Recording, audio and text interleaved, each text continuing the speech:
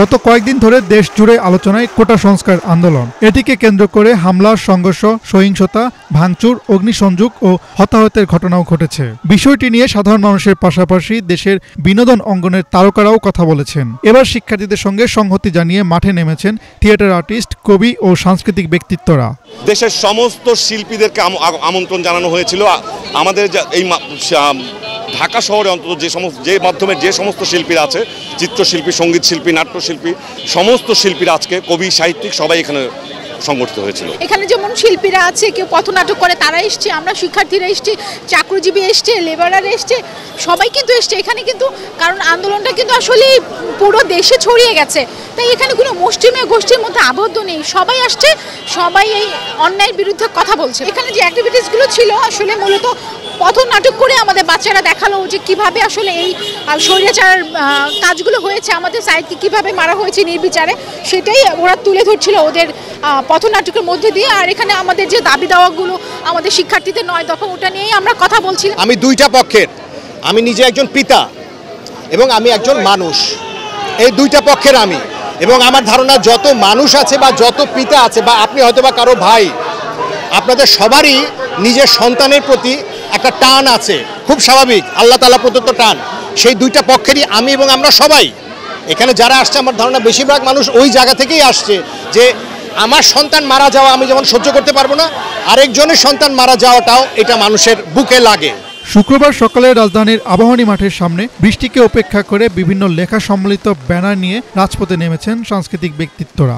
সরকারকে বুঝতে হবে গত 17 বছর তারা যে অত্যাচারের স্টিম রোলার চালিয়েছে, বাংলাদেশের মানুষকে একটা সেকেন্ড ক্লাস সিটিজেন বানিয়ে রেখেছে, দেশটাকে তার নিজের বাপের দেশ বানিয়েছে। আর আমরা যেন সকলেই এখানে অনুপ্রবেশকারী, আমরা যেন সকলেই এখানে রোহিঙ্গা, আমরা যেন সকলেই এখানে সেকেন্ড ক্লাস সিটিজেন, এমন একটা আচরণ সরকার বাংলাদেশের মানুষের সঙ্গে করেছে, তার জবাব দিতে এসেছি।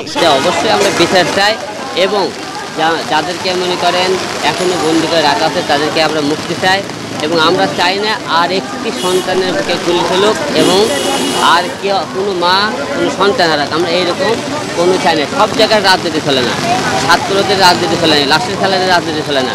যারা আগামী দিনে ভবিষ্যৎ, তারা আপনারা মেরে ফেলেছে। আপনারা একবার ভাবুন, আপনারা কার মুখ চেপে ধরেন, কার গলা চেপে ধরেন, সে আপনাদের কে? আমাদের আগামী দিনে ভবিষ্যৎ, আজকে রোডে বেড়ে তারা গলা চেপে ধরতেছেন। আমাদের প্রতিদিনই কিছু না কিছু প্রোগ্রাম থাকবে।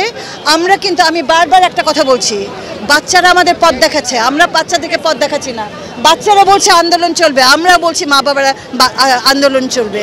বাচ্চারা বলছে আজকে আমরা এই জিনিসটা করব, আমরাও বলছি আমরা এই জিনিসটা করব। এখন leadership is in the hand of our new generation এবং আমরা তাদের কাছে মাথা নত করে দিই। আমি মা যখন নামবো তখন আমার সন্তানেরা সাহস পাবে, তাই না? তো আমার মনে হয় প্রত্যেকটা মা, প্রত্যেকটা বাবা, প্রত্যেকটা ভাই বোন সবার জায়গা থেকে সাহসী হওয়া উচিত। আমরা তো জনগণ, গণতন্ত্রের দেশ, তাহলে গণতন্ত্র কোথায় আমাদের? কোনো কর্মসূচি না এখানে বাংলাদেশে, যেখানে যে জায়গায়, ঢাকা শহরে যে জায়গায় যেখানে যত প্রতিবাদ হচ্ছে আমি সবখানে যাচ্ছি, কারণ আমাদের বাচ্চাদেরকে মেরে ফেলতেছে। আমরা আমাদের বাচ্চাদেরকে মেরে ফেলার জন্য জন্ম দিই না, আমরা আমাদের বাচ্চাদের নিরাপত্তা চাই। এবং আমাদেরকে বাচ্চাদেরকে মেরে ফেলে এবং নাটক সাজায়ে শোক পালন করে, এগুলো আমরা মানি না। গণতন্ত্র মুক্তি পাক, স্বৈরাচার নিপাত যাক, এমন স্লোগানে মুখরিত হয়ে ওঠে চারপাশ। তাছাড়া বিভিন্ন গান গেয়ে ও পথনাটক করে নিজেদের প্রতিবাদ জানিয়েছেন তারা। আমি কোনো রাজনীতিক কোনো কিছুর মধ্যেই নাই, আমি একজন সাধারণ স্টুডেন্ট এবং আমি একজন ক্ষুদ্র আর্টিস্ট। আমি যেটাকে অন্যায় মনে করি সেই অন্যায় প্রতিবাদ করতে আসছি, আমি কোনো দলের পক্ষ নিয়ে কথা বলতে আসি নাই। আমার যেটা মনে হয়েছে ন্যায় কোনটা অন্যায়, আমি সেই অন্যায়ের বিরুদ্ধে কথা বলতে আসছি। আসলে যা দেখতেছি আমরা সেভাবে ঘরে বসে থাকা যায় না। আমাদের যতগুলো চিৎকার শুনি তখন আমাদের প্রত্যেকের কান্না পায়। আমি জানি না কোন বিবেকে গিয়ে পুলিশগুলো এভাবে গুলি করে আমাদের ভাই বোনদের মারছে। আমরা নিজেরা যাদের বিবেক বোধ আছে তারা কখনো এসব মেনে নিতে পারবে না, তাই আমি আজকে রাজপথে আসছি। মুভমেন্টটা আসলে এটা অনেক ফলপ্রসূ মুভমেন্ট, কারণ আস্তে আস্তে কিন্তু ছাত্র থেকে জনসাধারণ, আমরা যারা শিল্পী আছি, আমরা যারা ডাক্তার, যারা ইঞ্জিনিয়ার, চারুকলা, অনেকে মানে যারা শিল্পকলার সাথে জড়িত, সাংস্কৃতিক পরিমণ্ডলের সাথে জড়িত, তারা কিন্তু অনেকেই এই আন্দোলনে অংশগ্রহণ করছে। তো বোঝা যাচ্ছে আসলে এটা শুধু ছাত্রদের মাঝে না, এটা জনসাধারণের মধ্যে আসলে এখন এই আর্তনাদ, এই হাহাকারটা চলে আসছে। এটা খুবই একটা মানে দুঃখজনক। এর একটা সঠিক সমাধান হওয়া উচিত। রক্তপাতই সব সমাধান না, রাজনৈতিক সমাধান হওয়া উচিত।